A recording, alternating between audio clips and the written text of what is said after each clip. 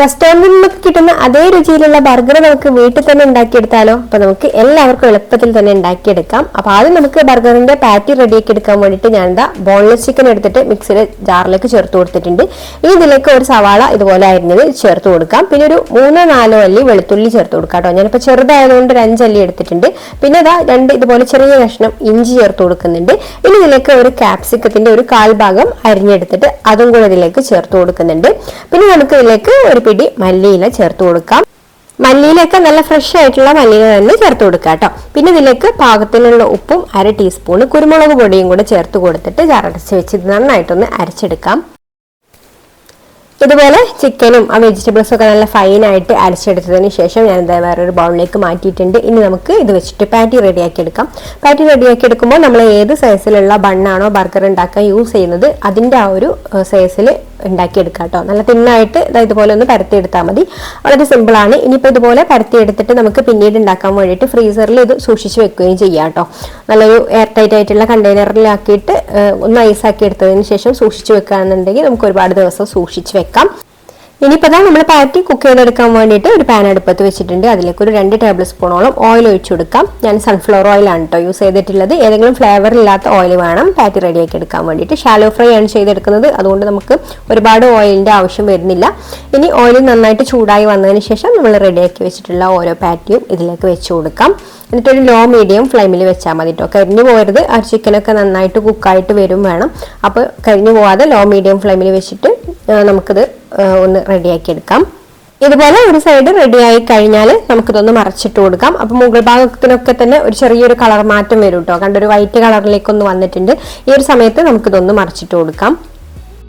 മറച്ചിട്ട് കൊടുത്ത സമയത്ത് ഒന്ന് ചൂട് കൂട്ടി വെക്കാം കേട്ടോ. എന്നിട്ട് ഉടനെ തന്നെ നമുക്ക് ലോ മീഡിയം ഫ്ലെയിമിലാക്കിയിട്ട് സാവധാനം ഇതൊന്ന് കുക്കാക്കി എടുക്കാം. ഈ ഒരു ഇത് കുക്കായി വരുന്ന സമയം കൊണ്ട് നമുക്ക് ഇതിലേക്ക് വേണ്ടിയിട്ടുള്ള ബർഗറിലേക്ക് വേണ്ടിയിട്ടുള്ള ബാക്കി കാര്യങ്ങളൊക്കെ ഒന്ന് സെറ്റ് ചെയ്തെടുക്കാം കേട്ടോ. അപ്പോൾ ആദ്യം തന്നെ നമുക്ക് വേണ്ടത് ബർഗറിന്റെ ബണ്ണാണ്.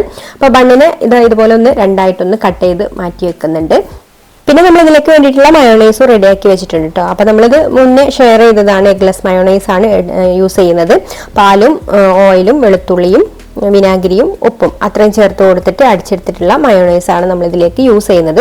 അതുപോലെ ഇതിലേക്ക് വേണ്ടിയിട്ടുള്ള വെജിറ്റബിൾസും കൂടെ നമുക്ക് ഇഷ്ടമുള്ളതൊക്കെ എടുക്കാം കേട്ടോ. ടൊമാറ്റോയും ലെറ്റ്യൂസും സവാളയും കൂടെ ഞാൻ ഇതിലേക്ക് റെഡിയാക്കി വെക്കുന്നുണ്ട്. പിന്നെ ക്യാപ്സിക്കം വേണമെന്നുണ്ടെങ്കിൽ ക്യാപ്സിക്കം എടുക്കാം കേട്ടോ. അപ്പോൾ ഞാനിതിൽ ക്യാപ്സിക്കം മക്കൾക്ക് അങ്ങനെ കഴിക്കാൻ അവർക്ക് അത്രയ്ക്ക് ഇഷ്ടമില്ല. അപ്പോൾ ഞാനതൊക്കെ ചിക്കനിൽ അരച്ച് പാറ്റിയിൽ റെഡിയാക്കി എടുത്തത് കാരണം അവരുടെ വയറ്റിലേക്ക് ആ ഒരു ക്യാപ്സിക്കം കൂടെ എത്തും കേട്ടോ. അപ്പോൾ അതിന് വേണ്ടിയിട്ടാണ് ഞാൻ അതൊക്കെ അതിൽ ചേർത്ത് കൊടുത്തത്. ഇനിയിപ്പോൾ ഞാൻ വേണ്ട ബൗളിലേക്ക് ആവശ്യത്തിനുള്ള മയോണൈസ് ചേർത്ത് കൊടുക്കുന്നുണ്ട്. ഇതിലേക്ക് നമുക്ക് ടൊമാറ്റോ സോസും കൂടെ ചേർത്തിട്ടൊന്ന് മിക്സ് ചെയ്ത് കൊടുത്തിട്ട് ഒരു സോസ് ആക്കി എടുക്കാം.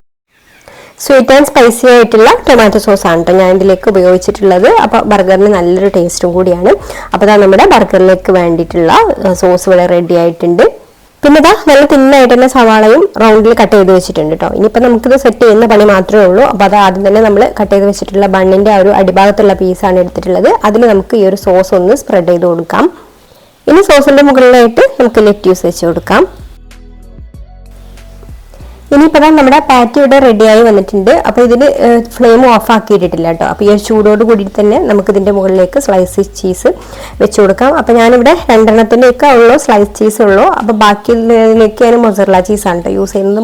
മൊസറല്ല ചീസ് ഇതുപോലെ സ്ലൈസ് ആയിട്ട് ഒന്ന് കട്ട് ചെയ്തെടുത്തിട്ട് അത് ഇതുപോലെ ഒന്ന് വെച്ച് കൊടുക്കുന്നുണ്ട്. എന്നിട്ട് ചെറുതായിട്ട് ഇതൊന്ന് ചൂടായി വരുമ്പോൾ ചീസൊക്കെ ഒന്ന് മെൽറ്റായി വന്നോളൂ കേട്ടോ. ആ ഒരു സമയത്ത് നമുക്കിത് എടുത്തിട്ട് ആ ഒരു ലെറ്റ്യൂസിൻ്റെ മുകൾ ഭാഗത്തായിട്ട് വെച്ച് കൊടുക്കാം. പിന്നെ നിങ്ങൾക്കൊരു വീഡിയോ കണ്ടിട്ട് ഇഷ്ടമായിട്ടുണ്ടെങ്കിൽ ലൈക്ക് ചെയ്യാനും ഷെയർ ചെയ്യാനും കൂടി മറക്കരുത് കേട്ടോ. അപ്പോൾ അതാ ഞാൻ 2 പീസിൻ്റെ മുകളിലും നമ്മുടെ ആ ഒരു പാറ്റിയും ചീസും കൂടെ വെച്ച് കൊടുത്തിട്ടുണ്ട്. ചീസ് ഒന്ന് മെൽറ്റായി വന്നിട്ടുണ്ട് കേട്ടോ. ഇനി നമുക്ക് ടൊമാറ്റോയുടെ പീസും അതുപോലെ സവാളയും ചേർത്ത് കൊടുക്കാം. ഇതൊക്കെ നമ്മുടെ ഇഷ്ടത്തിനനുസരിച്ചിട്ട് ചേർത്ത് കൊടുക്കാം കേട്ടോ. വേണമെങ്കിൽ ക്യാപ്സിക്കം കട്ട് ചെയ്തതും ഇതിൻ്റെ മുകളിൽ വെച്ച് കൊടുക്കാം ഇഷ്ടമുള്ളവരാണെന്നുണ്ടെങ്കിൽ. ഞാനിപ്പോൾ പാറ്റിയിൽ ചേർത്ത് കൊടുത്തത് കാരണം ഇതിലിപ്പം ഇനി വേറെ ചേർത്ത് കൊടുക്കുന്നില്ല. പിന്നെ നമുക്ക് ഇതിൻ്റെ മുകളിൽ കുറച്ചും കൂടെ സോസ് ഒന്ന് ഇതുപോലെ സ്പ്രെഡ് ചെയ്ത് കൊടുക്കാം. എന്നിട്ട് നമ്മുടെ മുകളിലുള്ള ഒരു പീസ് പണ്ണും കൂടെ വെച്ച് കൊടുത്താൽ നമ്മുടെ ബർഗർ ഇവിടെ സെറ്റായി. സിമ്പിളായിട്ട് ഉണ്ടാക്കിയെടുക്കാൻ പറ്റിയിട്ടുള്ള ഒരു അടിപൊളി ബർഗർ തന്നെയാണ് കേട്ടോ. ഇത് കുട്ടികൾക്കൊക്കെ തീർച്ചയായിട്ടും ഇഷ്ടമാവും. അപ്പോൾ നമ്മുടെ ചാനൽ സബ്സ്ക്രൈബ് ചെയ്യാതെ കാണുന്ന കൂട്ടുകാരാണെങ്കിൽ ഒന്ന് സബ്സ്ക്രൈബ് ചെയ്യാൻ കൂടി മറക്കരുത്. പിന്നെ മറ്റൊരു നല്ല റെസിപ്പിയുമായിട്ട് അടുത്ത വീഡിയോയിൽ കാണാം. Thank you for watching.